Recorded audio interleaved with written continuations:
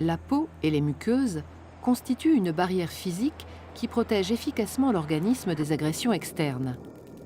Il arrive cependant qu'à la suite d'un traumatisme ou d'une infection, lésions cutanées, brûlures, intrusions bactériennes, fongiques ou virales, des microcorps étrangers parviennent à la franchir.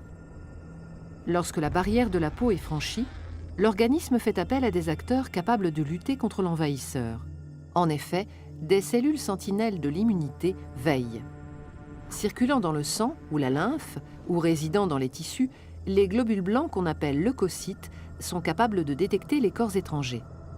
Les premières cellules immunitaires à entrer en action sont les mastocytes, les cellules dendritiques et les macrophages. Ces cellules possèdent à leur surface membranaire des récepteurs capables de reconnaître le type d'agresseur par ce qu'on appelle des motifs antigéniques. Cette identification va initier la réaction inflammatoire.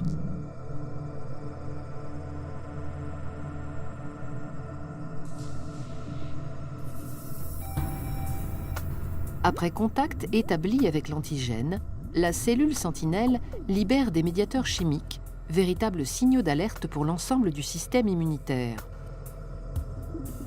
Certains de ces médiateurs chimiques, tels que l'histamine sécrétée par les mastocytes, augmentent la vasodilatation et la perméabilité des vaisseaux à proximité de la zone lésée.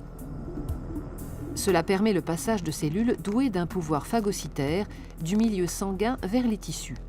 Le franchissement de la paroi du vaisseau s'appelle la diapédèse.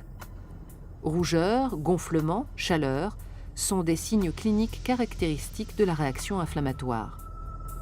D'autres médiateurs, les cytokines, émis par les cellules sentinelles, sont capables d'attirer en renfort d'autres cellules lutteuses, les phagocytes, sur le lieu de l'infection, en particulier les macrophages.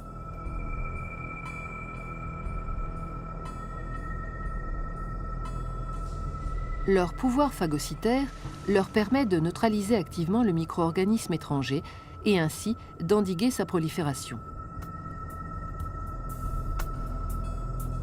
Dans le cytoplasme, le microcorps étranger, soumis à l'action d'enzymes protéolytiques, est littéralement digéré.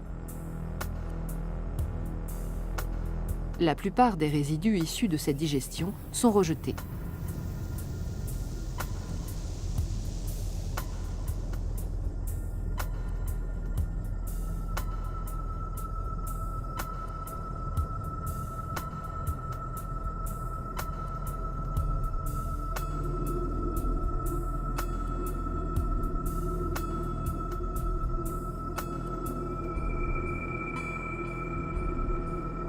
Parmi les cellules phagocytaires, les cellules présentatrices d'antigènes gardent un fragment de l'antigène qu'elles viennent de détruire. Elles l'exposent à la surface de leur membrane plasmique. Dans le cas d'une aggravation de l'infection, ce fragment qu'on appelle peptide ou déterminant antigénique deviendra l'un des éléments déclencheurs de la réaction de nouveaux acteurs, les lymphocytes.